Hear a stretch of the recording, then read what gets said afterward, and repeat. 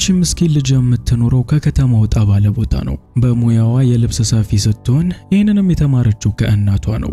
አሁን ላይ እናቷ በህይወት የለችም። እናም ትንሿ ባርባራም የእናቷን ሙያ በማስቀጠል ህይወቷን ለመምራት እየሞከረች ነው። በቤቷ ውስጥም እንደ ሌሎች ሰዎች የመዝናኛ ነገሮች ሳይሆን የሞሉት ክርና መርፌ ብቻ ናቸው። ባርባራም የሥራ ሊስቶቿን በምትመለከት ሰዓት በዛሬው ዕለት ልዩ ተሰሪ እንዳላት ትመለከታለች። እቺ የምትሰራው ሰው ኤንጀል ትባላለች። ኤንጀል ለሰርግ ፕሮግራሟ የሙሽራ ልብሷን ባርባራ እንድትሰራላት የወሰነች ሲሆን ይሄው የቀጠሮ ቀናቸውም ዛሬ ነው። ባርባራም ለስራዋ የሚያስፈልጋትን ዕቃዎች ከሸከፈች በኋላ በእናቷ ባወረሰቻት መኪና ጉዞዋን ጀምራለች። ኤንጀል የምትገኝበት ከተማ ከነሱ ትንሽ ራቅ ይላል። እናም ባርባራም ያለ ረፍት በማሽከርከር ወደዛ በፍጥነት ደርሳለች። ይበንዲ እንዳለ ኤንጀል ባርባራ በዚህ ሰዓት በመምጣቷ ደስተኛ አይደለችም። ሰርጌን ልታበላሽብኝ ነው ያረፈችው፣ እናትሽ እኮ እንደዚህ አልነበረችም እያለች እሷን ከእናቷ ያወዳደረቻት በማርፈዷ ምክንያት እየተሰደበች ነው። ባርባራ መጀመሪያ ላይ ኤንጀልን ችላ በማለት ስራዋ ላይ ለማተኮር እየሞከረች ነበር። ሆኖም ሴትየዋ የሞተች እናቷን ስም አስተሬ እየጠራች ከሷ ጋር ማወዳደሩን ልታቆም ስላልቻለች ትግስቷን አስጨርሳት በመርፌ ነካ በመታደርጋት ሰዓት ኤንጀል ቀውጠዋለች። በጊዜውም ባርባራ እጇ ላይ ይዘው የነበረው ቁልፍ ተሽከርክሮ ሊወድቅ ጫፍ ላይ ደርሶ የነበረ ሲሆን በኤንጀልም በጣም ተናዳባት ስለነበር ሆን ብላ ወደ ውስጥ ጥለዋለች። ይበንዲ እንዳለ ኤንጀል ይሄ ቁልፍ ከሌለ ፕሮግራሙን በምንም እንደማታስቀጥለው ታውቃለች። ለባርባራም ከምገልሽ ከቤትሽ ሄደሽ የሚመስል ቁልፍ ማምጣት አለብሽ፣ ከኔ ቀሚስ ጋር የሚመሳሰል ቁልፍ በደቂቃ ውስጥ ይዘሽ እንድመጪ በማለት ከቤቷ አስወጥታታለች። ትዕይንቱ ሲቀየር ባርባራ ሲያቀብጣት የጣለችውን ቁልፍ አሁን በሌላ ለመተካት ወደ ቤቷ እየሄደች ነው። በመንገዷም ላይ ሁለት የሞተር ሳይክሎች ወድቆ ያገኘች ሲሆን አካባቢውን በሙሉ በአደንዛዥ እጽ ተሸፍኗል። አለፍ ብሎም ሽጉጥ አለ። ከዛ አለፍ ብሎ ደግሞ ሁለቱ ሰዎች አሉ፣ ማለትም ባለሞተሮቹ። ባርባራም እነዚህ ሁለት ሰዎች አንድ ቦርሳ ጋር ለመድረስ እየታገሉ መሆኑን ተመልክታለች። ወዲያውኑም ከመኪናዋ በመውረድ ክሮቿን ተጠቅማ ሁለት ሽጉጦችን ያሰረች ሲሆን ለሁለቱ ሰዎችም ክሮቹን የያዙትን መርፌዎች ሰጥታለች። ከዛም መኪናዋን አስነስታ በመትሄድ ሰዓት ክሩ ከመኪናዋ ጋር ተያይዞ ስለነበር ወንዶቹ ፊት ለፊት ተቀምጦ የነበረውን ሽጉጥ ጎትቶ አጠገባቸው ያደርሰዋል። ባርባራ ይሄንን ያደረገችው ሆን ብላ ነው። ወንዶቹ ተቀዳድመው ለመገዳደል ሲሞክሩ ሁለቱም እንዲሞቱ ብላ ይሄንን ያደረገች ሲሆን እቅዷም ሰርቶላት ሁለቱም ሞተዋል። መቼም ዝም ብሎ ቦርሳ ለማግኘት እንደዚያ አይጋደሉም፣ ቆንጆ ነገር ቢኖረው ነው በማለትም ዋና ዓላማዋ የነበረውና ሁለቱ ወንዶች ሊደርሱበት ሲታገሉ የነበረው ቦርሳዋንም ወስደዋለች። ትዕይንቱ ሲቀየር ባርባራ ወደ ከተማዋ ለመድረስ ብዙም አልቀራትም። እሷም በትዕግስት ይችን ያረጀች መኪና ያሽከረከረች የነበረ ሲሆን በጉዞዋ መሃል ግን ከመርፌዎቹ መካከል አንደኛው እሷ ጋር እንደሌለ ትዝ ይላታል። በዛ ላይ ወንዶቹ ጋር ክሮቹ አሁንም ይገኛሉ። በእርግጠኝነትም ፖሊሶች መጥተው ሲመረምሩ ይሄ ቀጥታ እሷን ስለሚያስጠረጥራት ወዲያውኑ ክሩና መርፌውን በማንሳት አሻራውን ልታጠፋ ወደ ቦታው ተመልሳለች። በጊዜውም አንደኛው መርፌ ከመሬት አንስታ ሌላኛውን ከአንደኛው እጅ ላይ የነቀለች በነበረ ጊዜ ሰውየው በህይወት መኖሩን አላስተዋለችም። እሱም ቢሆን ያለውን አቅም እያጠራቀመ ሽጉጡ ላይ ለመድረስ እየሞከረ ነው። ባርባራም ይህን እንደተመለከተች ወዲያውኑ ሽጉጡን ከሱ ያራቀች ሲሆን ሄልሜት የያዘውን ሰውዬ ወደ መኪናዋ አስገብታ የሞተውን እዛው ትተዋለች። ትዕይንቱ ሲቀየር ባርባራ ይህንን ሄልሜት ለባሽ ይዛ ቤቷ ደርሳለች። ሰውየውንም ምን እንደምታደርገው እስክታቅ ድረስ እንዲሁ ታስሮ መቀመጥ ስላለበት እጅና እግሩን ክሮች በመጠቀም ድብና አርጋ አስረዋለች። በሌላ በኩል ቁልፎቿ የዘገዩባት ኤንጀል እዚሁ ባርባራ ቤት ድረስ መጣለች። ባርባራም ሄልሜት ለባሹ በኤንጀል እንዳይታይባት ስትል ሴትየዋን እዚሁ ውጪ ያቆመቻት ሲሆን ቀሚሱንም የሚመስል ቁልፍ ሊገኝ ስላልቻለ በመርፌ ቁልፍ አያይዛላታለች። ከዛም ወደ ቤት በምትመለስ ሰዓት ሄልሜት ያደረገው ሰው መናገር የጀመረ ሲሆን ከሱ ጋር ሲጣላ የነበረውና በቦታው የሞተው ጆሽ የተባለ ሰው እንደሆነ ይነግራታል። ይኸውልሽ ጆሽ ማለት እጽ ነጋጅ ነው። እኔ ደግሞ ከሱ ልሻመት መጥቼ ነበር። ይሄ የምታየው ሳምሶናይት በገንዘብ የተሞላ ነው። ገንዘቡንም ሰጥቼው እጹን እስኪሰጠኝ በመጠበቀው ሰዓት ሁለቱንም ይዞ ለመሮጥ ይሞክራል። እናም በጊዜው በሁለታችን መሃል ግጭት የተፈጠረው በዚህ ምክንያት ነው። ይኸውልሽ የጆሽ አባት ማለት ደግሞ በጣም አረመኔ ሰው ነው። የልጁን መሞት እንዳወቀ ገዳዮቹን ሳይበቀል አይቀመጥም።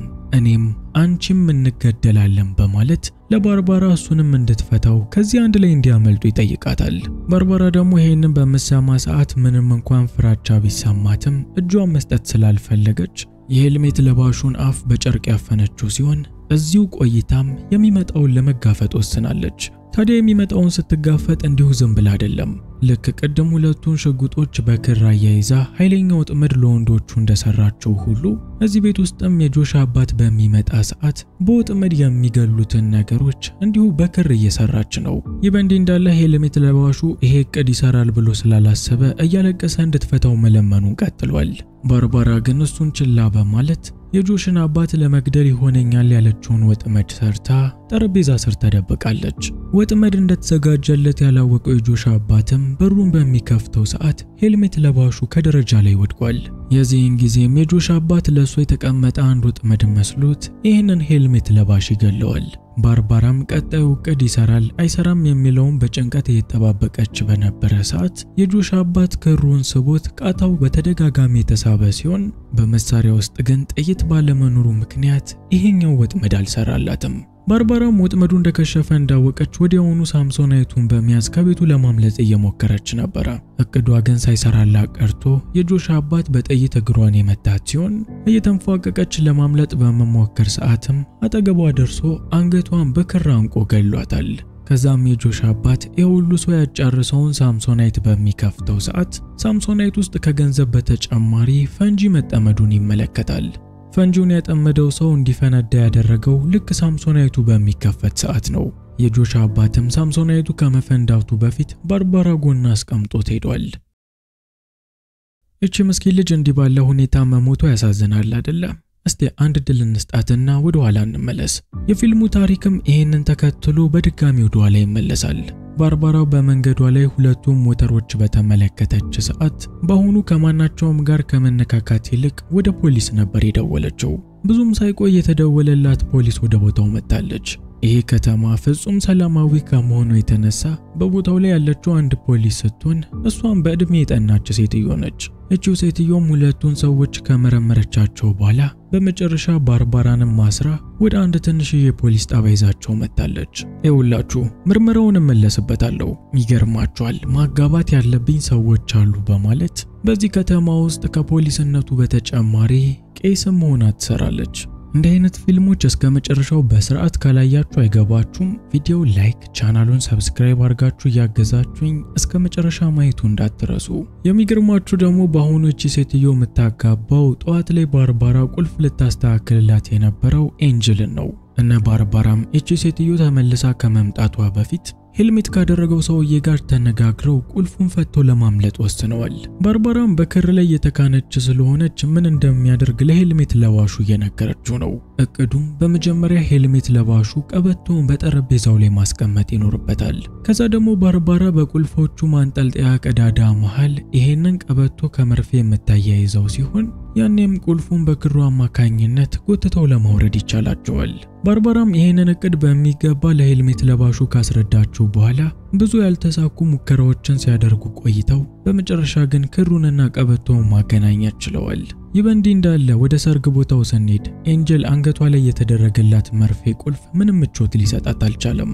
የተፈታውንም መርፌ ቁልፍ አስተካክላለሁ ብላ በምትታገል ሰዓት ራሷን ቦጫጭረዋለች።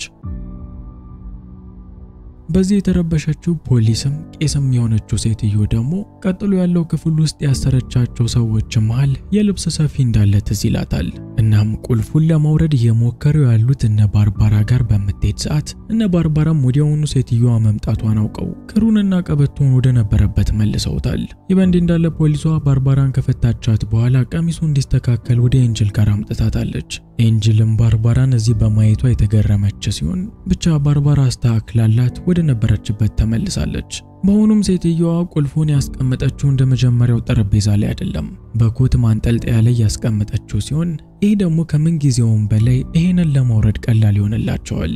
በአሁኑም የሚጠቀሙት የመጀመሪያውን ዘዴ ነው። ሄልሜት ለባሹ ቀበቶውን ሲያስቀምጥ ባርባራ በመርፌ ቀበቶውን የምትይዘው ሲሆን እንደዛ ባለ መንገድም ትንሽ ሙከራዎችን አድርገው በመጨረሻ እጃቸው ላይ ማስገባት ችለዋል። ይሁንና ሄልሜት ለባሹ ልክ ሲሳካላቸው ባርባራና የተቀረውን ልጅ በመፍታት ፋንታ ሁለቱንም ክዷቸዋል። ለራሱ ብቻ እጁን በመፍታት በገንዘብ የተሞላውን ሳምሶናይትም ይዞ ለመውጣት እየሞከረ ነው። በዚህ የተናደደችው ባርባራ ደግሞ የኤሌክትሪክ ሾክ በመፍጠር ሰውየውን ለመግደል እየሞከረች ነው። እናም እሷ ይሄንን እየሞከረች በነበረ ሰዓት የጆሽ አባት ወደ ቦታው ላይ የመጣ ሲሆን የከተማዋንም ፖሊስ ስለሚያውቃት ሴትዮዋ ምንም ከማረጓ በፊት መቷታል። ከዛም ልጁ ታስሮ ወደሚገኝበት ክፍል መጥቷል። ይህ በእንዲህ እንዳለ በጥይት የተመታችው ቄስም እየተንፏቀቀችም ቢሆን እነ ባርባራ የሚገኙበት ክፍል መታለች። በዚህም ባርባራ ለሄልሜት ለባሹ አዘጋጅታ የነበረውን ኤሌክትሪክ ለጆሽ አባት ለመጠቀም በአይኗ ከሴትዮዋ ጋር የተነጋገረች ሲሆን ሴትዮዋን በትክክለኛ ሰዓት ክሩን ሶኬት ውስጥ በማስገባት የጆሽን አባት በኤሌክትሪክ አስይዘውታል። ታዲያ የጆሽ አባት በኤሌክትሪክ መያዝ እንዳሰቡት ጥሩ እድል ሳያመጣላቸው ቀርቶ እንዲያውም ቃታውን በተደጋጋሚ እንዲስበው አድርጎት ባርባራ በብዙ ጥይት ተመታለች። ታሪኩም አሁንም እንደገና ይመለሳል።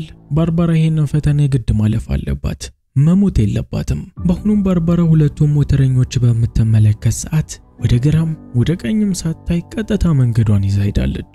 በመንገዷ ላይም የእናቷን የድሮ ሱቅ ያየችው ሲሆን እዛም ገብታ ስታስብ ከቆየች በኋላ ያንን በገንዘብ የተሞላ ሻንጣ ዝም ብሎ መተዋ ሞኝነት መሰላት። እናም ገንዘቡን ለመውሰድ በድጋሚ ወደ ቦታው ተመልሳለች። በአሁኑ ግን የማፊያ መሪ የሆነው የጆሽ አባት ቀድሟት እዛ የሚገኝ ሲሆን ልጁንም ያንገላታበትን ሞተረኛ ሲገለው ተመልክታለች። ባርባራም በአሁኑ ምንም አይነት ችግር ውስጥ መግባት ስላልፈለገች ወዲያውኑ መኪናዋን በማዞር ወደ ከተማ ተመልሳለች። እናም ምንም አይደርስብኝም ብላ ባሰበች በአንድ ሬስቶራንት ውስጥ የተቀመጠች ሲሆን ብዙም ሳይቆይ ግን ጆሽና አባቱ ወደዚህ መጥተዋል። ታዲያ በአሁኑ ነገሮች እንዳሰበችው አስፈሪ ያልሆኑባትም። የጆሽ አባት አልገደላትም። በምላሹ ለልጁ ሕክምና እንድትሰጠው የጠየቃት ሲሆን ባርባራም ቢሆን ይህንን ትዕዛዙን ተቀብላ ለጆሽ ሕክምና እየሰጠችው ነው። በጊዜው ጆሽ ከሚናገረው ንግግር ባርባራ የተረዳችው በአባቱ በጣም የተሰቃየ እንደሆነ ነው። እሱ ይሄንን የማፊያ ህይወት እንኳን መኖር አይፈልግም፣ ግን አባቱ አስገድዶት እንደዚህ ይሰቃያል። እናም ለባርባራ ይሄንን እንደነገራት ባርባራ እኔ የምልህን ዝም ብለህ ታደርጋለህ፣ ለአባትህ እኔ መፍትሄ አለኝ በማለት ለልጁ ክር ሰጥተዋለች።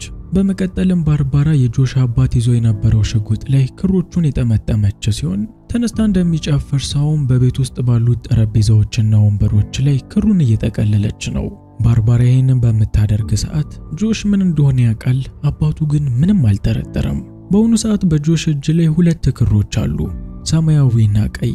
ከሱ የሚጠበቀው ባርባራ ጎትት በምትለው ሰዓት መጎተት ብቻ ነው። እናም አሁን ባርባራ ጎትት ትለኛለች ብሎ እየተጠባበቀ በነበረ ሰዓት ኤንጅል እዚህ ድረስ ባርባራን ፈልጋ የመጣች ሲሆን ቁልፏም እንዲስተካከልላት እየጠየቀች ነው። ባርባራም እዚህ ውስጥ መሆናቸው ጆሽን ስለሚያዘናጋው ሴትዮዋን ይዛት ወጣለች። ውጪም ላይ ቁልፎቹን እያስተካከለች በነበረ ሰዓት የጆሽ አባት ለልጁ ቢላዋ ሰጥቶታል። እቺ ሴት ሄልሜት ለባሹን ስገለው አይታለች። ወይ በእጅ ትገላታለህ ወይ ራስን ታጠፋለህ፣ ይሄ ቢላ ባንተ እጅ ከሁለቱ ያለፈ ጥቅም አይኖርም በማለት ቢላውን ሰጥቶታል። ጆሽም ምንም እንኳን ከባርባራ ትዕዛዝ ባይሰጠውም ክሩን ለመሳብ ትክክለኛ ሰዓት ነው ብሎ ስላሰበ አባቱ ሌላ ምንም ትዕዛዝ ሳይሰጠው ወዲያውኑ ሁለቱንም ክር ይስበዋል። እናም በጠቢቧ ባርባራ የተቀመረው ቀመር ሰርቶ የጆሽ አባት በራሱ ሽጉጥ ተደብድቦ የሞተ ሲሆን በመጨረሻም ጆሽና ባርባራ ነፃ ወጥተዋል። እቺ ከስተቷ ማተማር ባርባራ ግን በአሁኑም ይህንም በገንዘብ የተሞላ ሻንጣ ይዛ ጆሽን ከርታው ሄዳለች። ጆሽም ቢሆን ገንዘቡ እንዲወሰድበት ስላልፈለገ የተጎዳውን እግሩን እየጎተተ እሷን መከተል ጀምሯል። ግና በዚህ ዕቃ ውስጥ የተቀመጠው ፈንጂ ሳምሶናይቱን እንደተከፈተ ስለሚፈነዳ ባርባራ እንደከፈተችው ወዲያውኑ ፈንድቷል። እቺ ስግብግብ ልጅ መች እንደምትማር አላቅም። በአሁኑም ፈንድታ ተቃጥላ ሞታለች። እሺ ለመጨረሻ ጊዜ ታሪካችን ወደ ኋላ ይመለሳል። በአሁኑ ግን የሚመለሰው ሞተረኞቹ ጋር አይደለም፣ እስር ቤት ውስጥም አይደለም፣ የሚመለሰው ቁልፉ ጋር ነው። ባርባራ ኤንጀል ጋር ሄዳ የተጨቃጨቁ በነበረ ሰዓትና ቁልፉ በወደቀ ሰዓት የዚህን ጊዜ ነበር ሆን ብላ ቁልፉን የከተተችው። እናም ቁልፉን ባጠለው ኑሮ ኤንጀልም ውጪና ሄደሽ ሌላ ቁልፍ አምጪ አትላትም፣ ይሄ ሁሉ ስቃይ አይመጣም። እናም ባርባራ በአሁኑ ቁልፉን ከመጣል ይልቅ አንስታ የኤንጀልንም ስድብ ችላ በሚገባ ስራዋን ሰርታ ጨርሳለች። ከዛም ወጣ በመትሄድ ሰዓት ነጆሽን ሳይሆን አባትየውን ያገኘችው። ይሄ ነገር ስልችት ያላት ባርባራም በአሁኑ መሞቷ እንደሆነ ያሰበች በነበረ ሰዓት የጆሽ አባት መንገድ ብቻ ይጠይቃታል። የዚህን ሰዓትም ባርባራ የተጠየቀችውን መንገድ ትጠቁማለች። ሰውየውም ትልቅ የማፊያ መሪ እንደመሆኑ መጠን ብዙ ገንዘብ አለው። ስለ እርዳታዋ ሲል ገንዘብ ሰጥቷታል። ከዚህ በኋላ ጆሽንም አብሮት ያለውንም ሰው አታገኛቸውም። የጆሽ አባትም ቢሆን አያሳድዳትም። በቃ ተራ መንገደኛ ነች፣ ምንም አላየችም። የዚህ ሁሉ ነገር ግን ቁልፉ የነበረው ያ ቁልፍ ጋር ነው። ትንሽም ድርጊታችን ቢሆን በህይወታችን ላይ ትልቅ ለውጥ ያመጣል። ምን አይነት ትምህርት ነው ግን እየሰጠዋችሁ ያለሁት? አሁን ላይክ እና ሰብስክራይብ ለኔ ያንሰኛል።